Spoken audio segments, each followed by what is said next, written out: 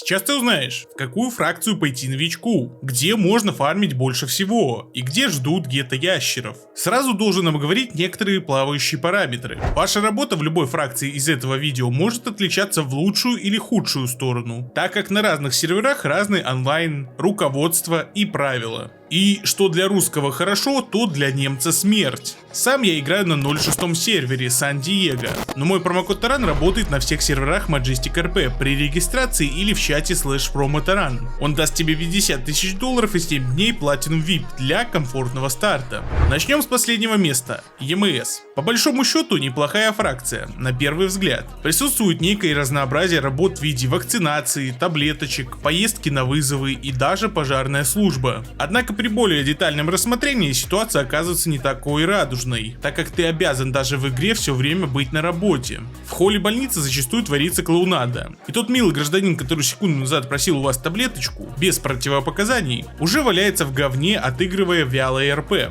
На вызовах встречается ДМ, кража вызовов, просто добросовестные граждане, которые поднимают людей без вашего участия, оставляя вас без зарплаты. Остается надеяться на группу весельчаков, которые убивают друг друга по КД, а ты где-то неподалеку их поднимаешь. Для фарма вертов EMS подходит отлично, но для комфортной игры и отыгрыша РП это не лучший выбор. Постоянное присутствие на работе и давление со стороны пациентов могут быстро утомить.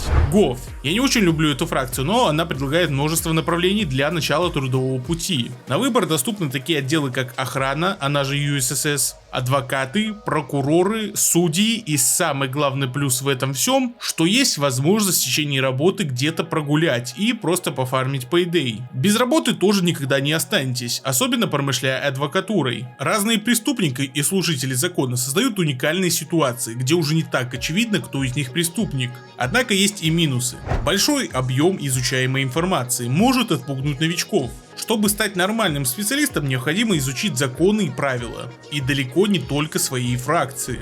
Семья. Формально не является фракцией, но после обновления семей она заменила собой мафию. А по большей части я бы вообще высказался так, что она поломала всю крайм-систему, так как новичку проще пойти в какую-то семью, где разнообразные машины, контракты, внеплановые активности. Порог входа в семью просто никакой.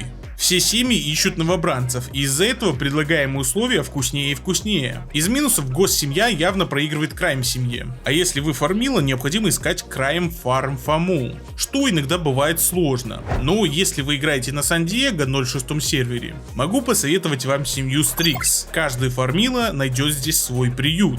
FIB. Еще полгода назад я бы поставил эту фракцию на первое место. Но учитывая обновления, связанные с департаментом транспортных средств, фибы отошли на второй план. В первую очередь, эта фракция явно не для РПшеров. Тут им просто не рады. И делать им тут нечего.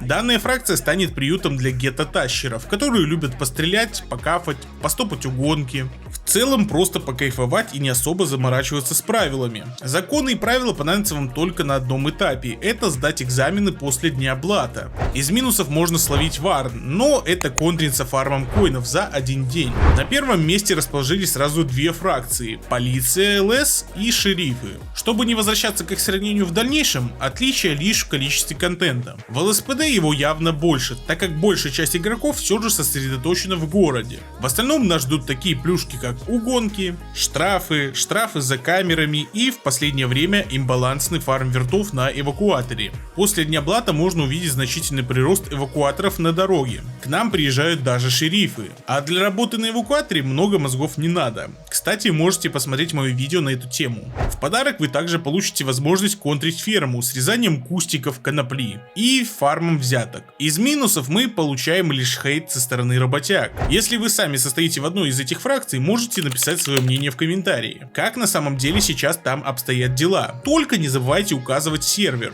В конце концов, выбирайте фракцию под тем критериям, которые необходимы именно вам. Будь это фарм, отыгровка РП или же просто поиск друзей и дружного коллектива. В любом месте можно фармить с Platinum VIP и письмами от губернатора.